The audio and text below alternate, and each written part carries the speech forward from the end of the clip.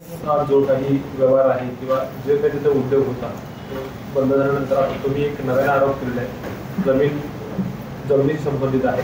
नेमकं तुमचा आरोप तुमचं म्हणणं काय आणि पुढे तुम्ही काय कारवाई करा? रत्नागिरीमध्ये 45 वर्षापूर्वी सिंघानिया ग्रुपचा JK फाईलचा कारखाना सुरू होता.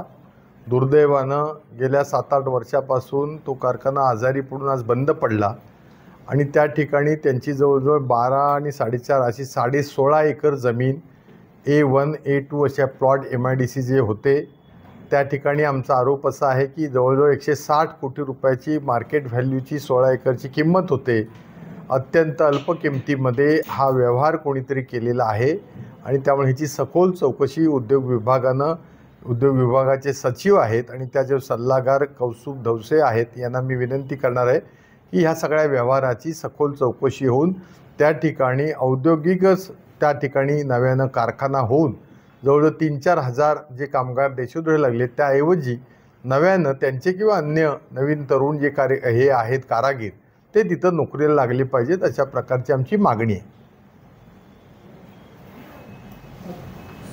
गुड, शॉर्ट बट स्वीट ना. दुसरा विषय